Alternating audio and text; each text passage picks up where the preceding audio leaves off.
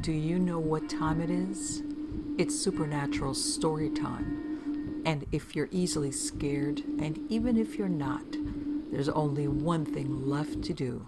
Just turn off the lights, because these are stories that you listen to only in the dark. When the night rolls in and other creepalicious stories. Story number 1. Hello. So this happened last night, and I'm currently sitting here in the garden staring at the shed. It's daylight, so I feel okay. I'm female and in my early 20s. I've been house sitting for my aunt and uncle as they have been on holiday for 3 nights with their children. I've been taking care of the cat and the dog. They're due home any minute now, which contributes to me having the balls to post this while I'm still at the house. So over the past 3 nights, it's been a little freaky. Obviously, with it being my first time in a house alone for this period of time, I am fine during the day, but as night rolls in and the sky darkens, I can't help but feel slightly uneasy. I have been fine the past few nights. That is, until last night. I retired to bed early, around 9:30 p.m., with the idea of getting an early night. This, of course, did not happen. I calmly climbed into the warm bed. I was switching between texting and playing a game on my phone. Laid on my side, facing the door. The dog lazily slumped in the corner of the bedroom. I felt a certain comfort with him there, safe almost. It was silent, and I wasn't complaining, as I was getting sleepy by this point. I must admit, I drifted off and suddenly awoke as if something made me jump. That's when I noticed how uncomfortable the silence had become. The dog laid by the slightly cracked door for maybe 20 minutes, when all of a sudden, he jumped up barking viciously and bounded out of the room and down the stairs. Naturally, I jumped, but didn't panic too much, as he always barks if he hears something or sees something. What confused me was the fact that it was dead silent, and he couldn't see out of any of the windows from where he was laying. Thinking this over, I panicked a little, as I heard him run outside. He uses the large cat flap they have. Don't worry, all the doors were locked. I should maybe mention, he's only a small dog. As I heard the cat flap swing open and shut, I quickly got up on the bed and peeked out of the window. From the bedroom window, I could see into the backyard and also the gate at the side of the house. This gate is always padlocked. I know that they have had a couple of people get into the backyard and break into the shed. This shed is placed at the bottom left-hand corner of the garden, a little wooden hut, basically, where they keep gardening equipment and so on. This was the reason for padlocking the gate. So, as I was saying, the dog had run outside, and now I was peeking from behind the curtains. Honestly, at first I saw nothing. The gate was still locked.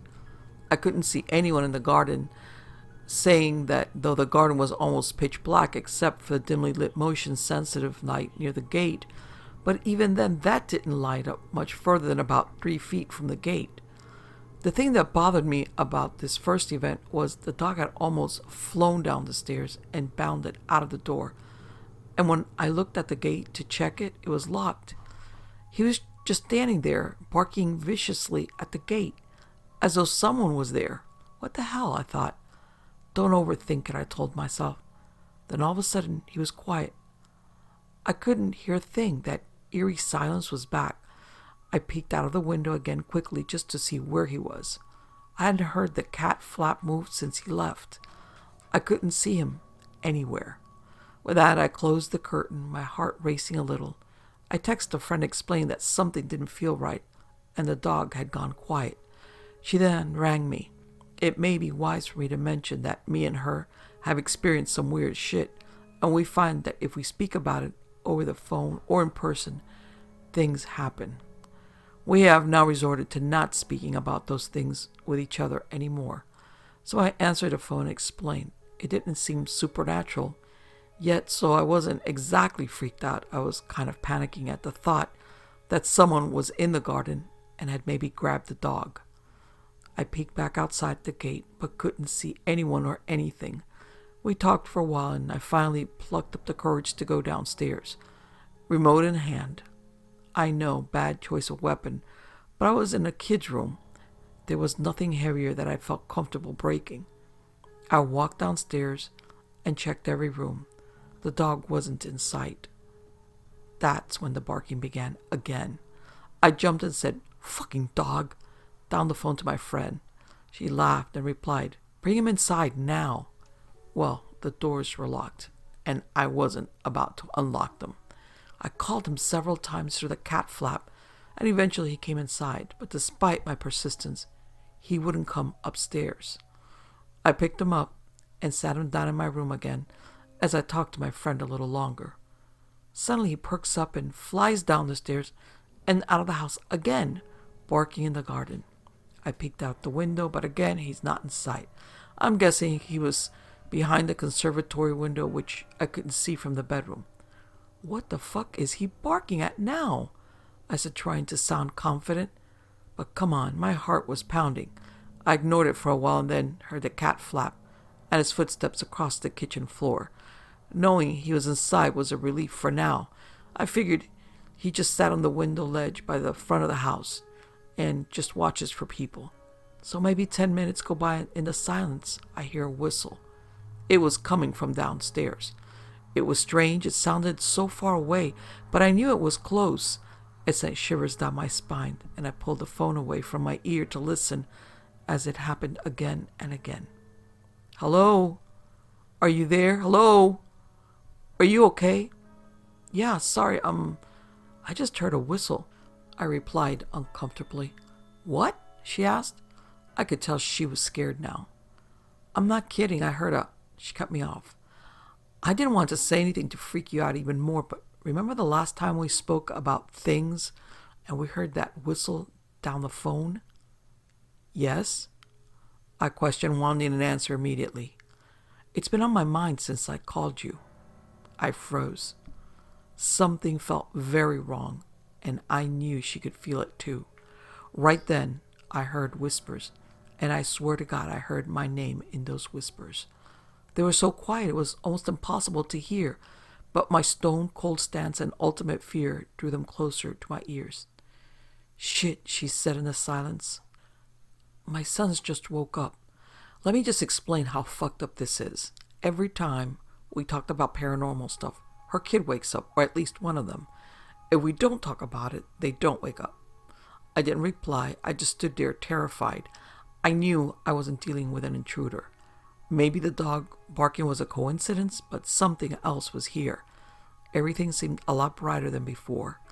My vision slower and bright. Colors were bright. This always happens when spirits or anything paranormal is occurring. It's almost a warning. I tried to brush it off as she said, "Let's not talk about it."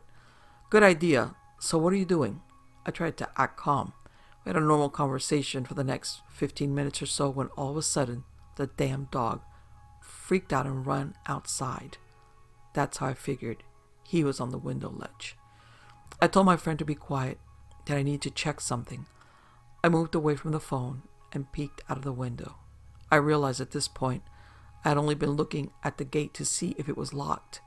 I had not looked out across the garden. Like I said, it was almost pitch black. I stared out into the darkness, and I could see a white mass stood in front of the wooden shed. When I say white, I mean the cleanest, purest white I've ever seen in my life. It was intriguing. It was haunting but beautiful. I stared intensely as I could only see the outline of the shed, but I was trying to think of any logical explanation for the white, sheet-looking mass. It moved slowly and rhythmically in the breeze. It was small, maybe the height of a 7-year-old child. I don't recall anything like that by the shed. I thought, but instead of scaring myself, I decided to ignore it and check in the morning. "I'm back," I declared to my friend. I was getting really tired, and she had to go as she was trying to get her son back to bed. I was okay with that. I just wanted to sleep the weirdness away now. I hung up and laid in bed.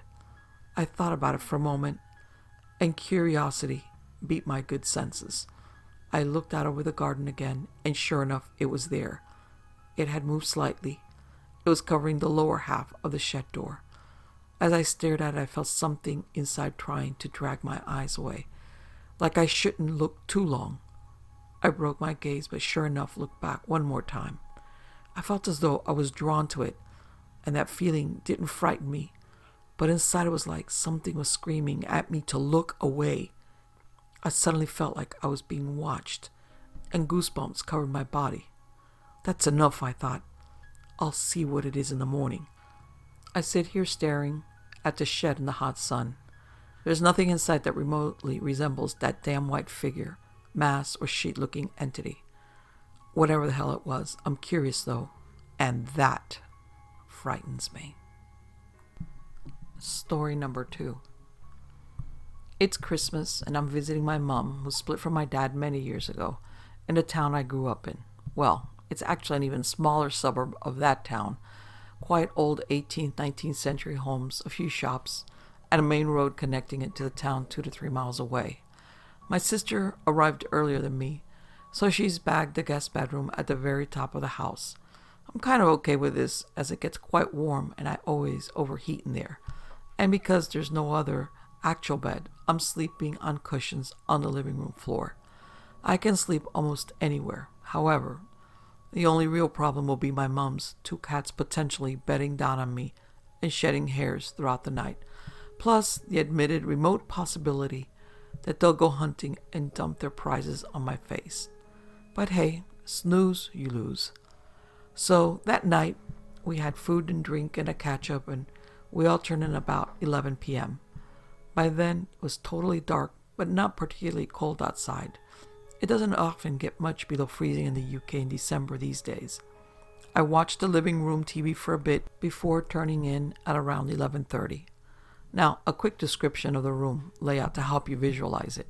My mom's kitchen is the long, thin room, has one external door leading to the backyard, which has a cat flap, so that her 2 cats, Alfie and Ola, apologies for not introducing them earlier, can come and go as they please in the night. There's a door connecting the kitchen to the living room, which is right next to the back door and is almost always open. It was open tonight. A third larger door opposite leads into the front hallway and upstairs to the rest of the house. I'm sleeping in the middle of the front room, so if I roll on my right side, I can see the back door.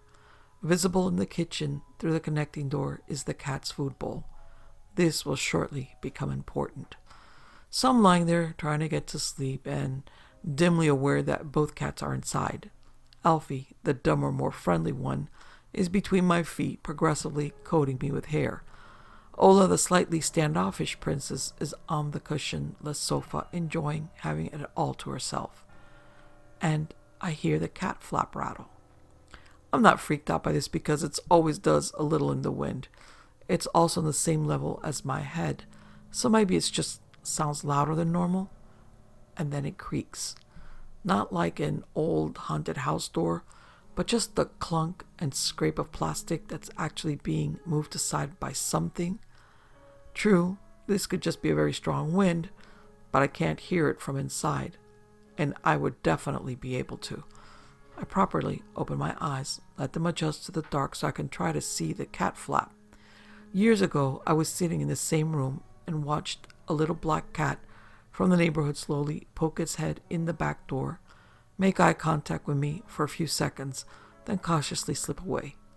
Sometimes cats make friends who they don't mind coming and going. I can dimly see the flap raise slightly. It's not the wind. Something is definitely coming inside.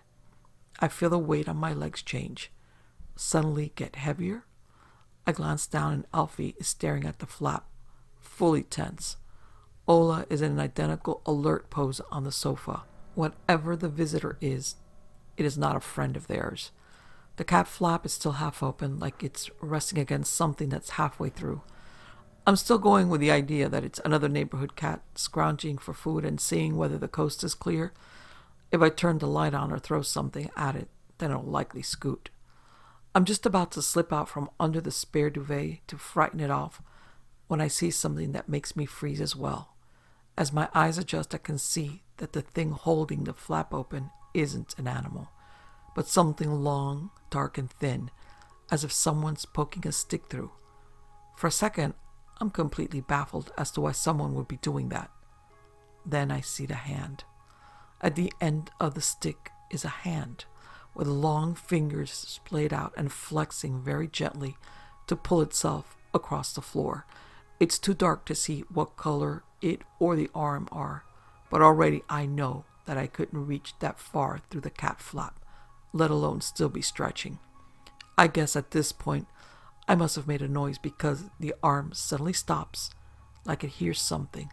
I can just about detect a scrawny elbow joint a few inches inside the cat flap, but then I almost yell with terror as the fingers bunch up off the floor like the legs of a massive dark spider, horribly long. I swear they could reach around my entire head. I try not to think about what its nails might look like.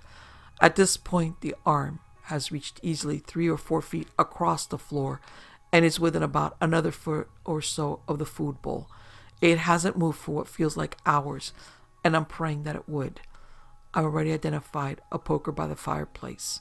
I go for it if the hand comes scuttling at my face, assuming I don't shit myself senseless first. Then it pounces for the food bowl, extending comfortably another foot or two, its fingers catching the edge of the bowl and flipping it over. It definitely wasn't reaching into the bowl, but grabbing for something it thought was nearby.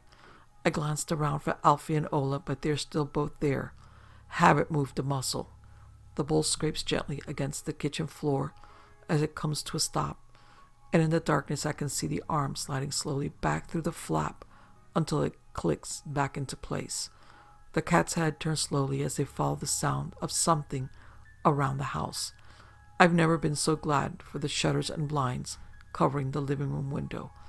After what feels like hours, Ola, the more level-headed of the two, settles down, followed soon after by Alfie, and I take that as a sign that it's over. I drop my head, and the next second it's morning, and people are stepping over me to make breakfast and complaining at the mess the cats have made. Story number 3. After Frazzle, our cat, was run over a couple of weeks ago, my mom boarded up the cat flap. She didn't want any neighborhood animals getting in and ransacking the kitchen. I've never slept well, not since I can remember. I've been constantly plagued with nightmares and strange happenings, but I guess I could put that down to exposure to horror and an overactive imagination. Strange things happen to people that seek it in some way. Maybe it's sick, but they want it. I'm certain that something spends its evenings scuttling through my house. It casts shadows on my monitor that can't be explained. I used to blame it on the cat. My dreams have been intense recently. Fair warning, I've found them more than disturbing, and they're probably not for the faint of heart. But you're here because you want that, I guess. I was lying in my bed and immediately became aware of how difficult I found it to breathe. The tightness in my chest dragged purposefully up my sternum and found itself as a lump in my throat. I fought urgently, and suddenly a weight was lifted. My whole system gasped desperately for air. The sharp intake almost painful, and then I smelt it. I tasted it. The dark stench filled every gulp of air, and I regretted breathing at all. I tried to hold my breath, but as is the way in dreams, I just couldn't fulfill my purpose. It was like trying with every contracted cell to scream, and yet not even being able to muster condensed breath on glass. I don't have control over my body, only frustration at the futility of my actions. The air kept finding its way in, like someone was holding my jaw open. And then I heard it, the scratching. It was faint, but obvious as the only sound apart from my labored breathing. It was coming from downstairs. There was a chair cramped into the kitchen corner, upon which I was held by an unseen force. I was filled with a sense that I couldn't escape. I was also unable to close my eyes. I squeezed them hard, capillaries bursting, and yet my vision was perfect. In dreams, you just know how to feel. In some, though, nothing has actually changed. You can just feel the dread dripping in every corner, filling the room. Everything in the world is dark and evil, and no other emotion in the human consciousness has ever existed, except fear. As soon as I saw the cat flap rattle, that's how I felt. It was the scratching, slow and deliberate on the other side of the cat flap. It made the plastic tremble in its fixtures for a few seconds, then silence. Next was the creaking, barely audible, until I could hear the harsh snap of wood. The hollow sound of the boards tumbling down the steps of our patio as they were discarded echoed in the stillness. Then came the breathing, the panting, the spluttering and clicking. She was getting closer, and she could smell me. Her work became faster. She was excited. And then it snapped open. I was met with bright eyes that didn't need to search to find mine. She pushed forward on the cat flap with her forehead, her tongue dancing along her cracked lower lip. She was completely manic, watching the cat flap with her eyes rolled nearly into her head. She wasn't quite human, but could probably fool someone in the dark. Her eyes gave her away. No iris, just black pupils on a bloodshot canvas. They darted back to me and widened. She swayed for a moment back and forth, the cat flap creaking with indecision. All the time her eyes stayed locked on mine, bulging from her face. She'd made some kind of decision, and she did what I could only imagine she thought was smiling. As if putrid bile rolled around under her tongue, the corners of her mouth rose. I was physically repulsed by this expression and its entirely backward use. She edged forward on all fours. Her head was now all the way through, and I felt new panic with every inch. Her brick-red hair was lank and dirty, where she had any. Patches of it were missing, making the tendrils seem all the more out of place on her gray scalp. One of her hands ventured up to her bony shoulder, and she released that she was not going to fit. I was relieved. She paused and flicked her eyes from my motionless body to the ends of her arms. Her first and middle fingers, long and skeletal, finished in filthy nails for longer than I'd seen on anyone. They'd started to curl underneath themselves. The rest of her fingers were bloody stumps at the second knuckles, open wounds that left drag marks of rusty stains on the kitchen tiles. She struggled to pull herself in at the shoulders, but the cat flap attached to our heavy wooden door would not give. Her clavicle soon did. The snap of her bone made my stomach jolt and my blood pump audibly in my ears. She was getting closer, and I couldn't even shut my eyes. She used her hand to pull her contorted body through the cat flap. More fractures cutting through the silence where her flesh met resistance. Her left arm was limp and pressed close against her body, the plastic edge of the cat flap scraping off a layer of skin and immediately flushing with crimson. This didn't slow her nor faze her. In fact, her eyes once again rolled back into her head in the most disturbing display of ecstasy. She dribbled, and it mixed with the blood that was dripping onto the floor from her arms and stumps. She positioned her hips so that the widest part fit diagonally between the two corners and pulled. Both her arms were now free, and she was using them as best she could to scramble at the grout on the floor. She needed to leverage to pull through her legs.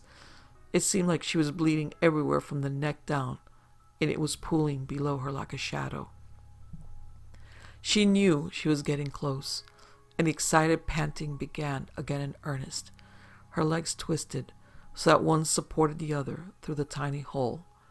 Her bottom kneecap cracked out of place when it could not fit. Against the outside edge of the plastic, it was forced down her shin under the skin. When there was more room, it popped back, only slightly nearer to its rightful place. Only her ankles and feet were left, and they were easier. Black-soiled and filthy, her feet fell through behind her, and she was in, lying quietly victorious on my kitchen floor. Drenched with blood and dirt dragged in from the garden, she glared up at me from beneath her long copper hair and started to retch. Leaning on her elbow, she stuffed her hands urgently in her mouth and grabbed hold of something at the back of her throat. She pulled, and I imagined the feeling of cord dragging over skin simultaneously in my mouth and nose. It fell free onto the floor from her lips. It was Frazzle's collar. I woke up, and it was only the early hours of the morning. The sunlight that would immediately reassure me wasn't there. My heart was still thumping as I reached for the light near my bed. Even slipping my hand out of the covers and over towards my bedside table terrified me, as if exposing my flesh makes me vulnerable. I didn't move from my bed until it was light, her eyes still flashing in my mind whenever I tried to close mine. As soon as I heard my parents moving around, I went straight downstairs and out the back door. I went through the utility room instead of the kitchen, deliberately avoiding the cat flap. To my utter relief, Frazzle's grave was intact. I've heard from a lot of people that demons try to tell you lies, taunting you with your most personal fears. Whatever's in my house wants me to be afraid. She's feeding on my fear right now. Story number 4. I've always loved reading scary stories, watching scary films, reading about the paranormal. But when I was little, I'd always managed to get myself into a bit of a state, usually ending up sleeping at the foot of my parents' bed just to calm myself. I even went through a period where I would not be able to go to sleep if it were already dark out, which by the time winter came became a real issue. Eventually, thankfully, I got over that. Often when I was in one of my states, after really watching something scary, my mother would sit me down and explain that just because I'd read about something didn't mean it would happen. It made sense. What were the chances of reading about something and having it happen to you immediately afterwards? If I'd not read it, I wouldn't be worried. So why should I be now? I'll be honest, it helped a lot. It wasn't like waving a magic wand or anything, but I certainly got better at coping with being scared. Don't ask me why I continued to read and watch scary things. I just did, much to my mother's dismay. I'm 23 now, so that was a long time ago. Even though I still managed to freak myself out, I'm a damn sight better at dealing with it than I used to be. And yes, I still continue to read all this stuff. It wasn't until tonight, though, that I ever questioned what my mother told me. Yes, learning about something didn't mean it would happen to you, but maybe that wasn't the point. Maybe that's not what I was worried about. Maybe I just wasn't noticing things until I'd learned about them. They might have been happening all along, but until I realized they were even a thing, I managed to ignore them. The reason for my sudden questioning is because I just figured out something about my cat. I rent a house in a small village with my boyfriend. It's a gorgeous little cottage, and though the owner had no problems with us having a cat in the house, we weren't allowed to have a cat flap put in the door. I'm totally understood, so during the summer, we leave the kitchen window open for him to come and go as he pleases.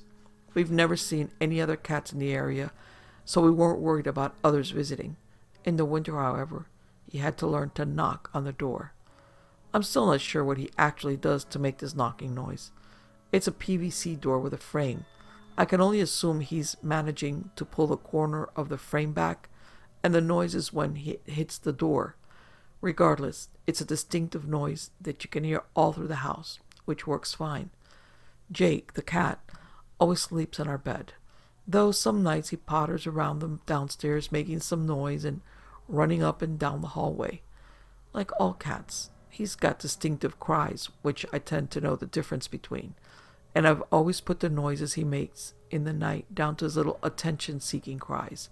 They're not loud or prolonged, and he soon gets bored calling and comes to find us in bed before settling down to sleep. I'd been up reading about scary stories for a couple of hours, particularly a few about feeling a presence in an empty house or room, and about animals seeing things we can't, the usual. When I heard Jake knocking, I went downstairs without turning any lights on. There's some light from the street lights out the front, and I was only going down to open the back door and come straight back up, so I didn't bother. Normally, the dark doesn't bother me. It hasn't for a long time.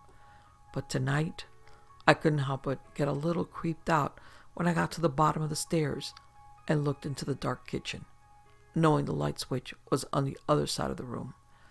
I kept saying to myself, just because you've been reading about ghosts, escaped murderers, does not mean there are any lurking in your kitchen. I laughed at how silly I was being, but still took the stairs two at a time after I'd let Jake in, just in case. My boyfriend thought this was hilarious. Jake decided tonight was a night where he was going to potter around a bit, so I left him to it and got back into bed. I could hear him making his little noises, and that's when I realized He was making the noise usually reserved for when he's sitting in the window, shouting at birds as they fly around the garden. It's a sort of clicking noise. I'm not sure if it's something other cats do, but I've only ever heard him make it when he's watching something interesting moving around outside. So now I'm wondering, has he always been making that noise? And I was just not noticing before? Or is it just tonight that he seems to think there's something interesting moving around in my living room? Are the noises I hear actually him pottering around? Or is it whatever the hell he's crying at? I just called him, and he's here now, curled up on the bed, ready to sleep. I swear, I just heard his knock on the back door, though, and something just made a noise in my kitchen. It's an old house, so I'm not too worried, but I can't bring myself to go down and answer the knock. Just because I've been reading scary stories doesn't mean anything will happen to me tonight, right?